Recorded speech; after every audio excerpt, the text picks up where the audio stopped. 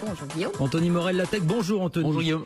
Alors on va aller en Suède. Ils sont 3000 Suédois en ce moment à avoir sous la peau une puce électronique qui leur permet aussi bien d'ouvrir la porte de leur bureau que de payer au supermarché ou de valider leur billet de train. Voilà, un plan électronique inséré à l'intérieur de la main.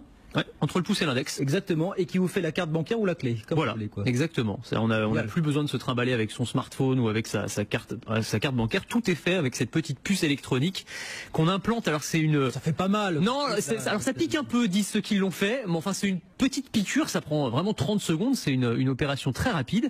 Et donc ils se font implanter réellement une puce électronique. On appelle ça des body hackers. C'est-à-dire ils transforment leur corps en fait avec de l'électronique. Bon. Et donc ils vont pouvoir, comme le fait cette dame qu'on voit à l'écran pour ceux qui nous regardent sur BFM Business, badger à sa salle de sport. On peut prendre le train aussi. Il y a la compagnie ferroviaire suédoise, l'équivalent de la SNCF, qui s'appelle SJ, accepte maintenant ces puces électroniques comme billets dans les trains. Donc en gros, quand le contrôleur passe, vous approchez votre main et c'est la main qui bip. Enfin, ça va jusque là quand même. Et puis effectivement, on peut s'en servir aussi pour payer au supermarché ou comme carte de fidélité.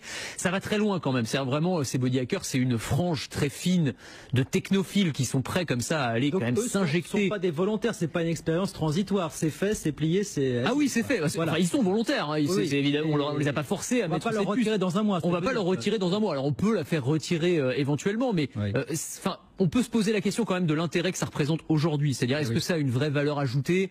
On gagne un petit peu en confort, on n'a plus besoin de sortir sa carte ou son smartphone, mais enfin, est-ce que le jeu en vaut la chandelle? J'en suis pas sûr, d'autant qu'il y a des interrogations, y compris médicales. On ne connaît pas vraiment les conséquences à long terme que peuvent avoir comme ça l'injection d'un corps étranger à l'intérieur de la main. Et apparemment, il y a de plus d'entreprises qui proposent de remplacer là aussi le badge d'accès électronique par une puce insérée. Oui, alors ça va encore plus loin, mais effectivement, il y a des entreprises, alors en Suède, mais aussi en Belgique, aux États-Unis. La dernière, c'était une entreprise qui s'appelle Three Square Market, entreprise américaine qui propose effectivement, à la place d'avoir un badge, vous avez là encore une puce électronique qui va servir à badger, à ouvrir certaines portes, à utiliser la photocopieuse, à payer son sandwich ou son café à la machine.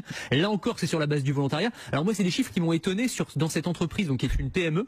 Il y a 80 salariés auxquels on a proposé cette puce et il y en a 50 qui l'ont accepté. Je trouve ça énorme. Je pense pas que si on proposait ça dans la rédaction, il y aurait 2/3 des personnes qui accepteraient. Donc ça m'étonne beaucoup.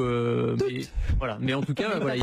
On est aussi dans un univers justement très high-tech dans cette entreprise-là, j'imagine. Oui, alors c'est une entreprise qui fait des distributeurs automatiques. Donc alors ils se transforment en distributeurs automatiques. Ouais, c'est ça. Mais bon, voilà. En tout cas, il y a un intérêt certain pour ces technologies qui, encore une fois, pour l'instant, à mon sens, ne servent pas à grand chose. Si même vous le dites. Non, mais c'est ça. Mais à terme, ils imaginent qu'on pourrait intégrer, par exemple, ça peut être un passeport, par exemple, quand on voyage, on n'aurait plus besoin d'avoir son passeport, on aurait tout serait intégré directement dans la main. Avec des puces qui s'inséreront et se retireront peut-être plus facilement. Enfin, éventuellement.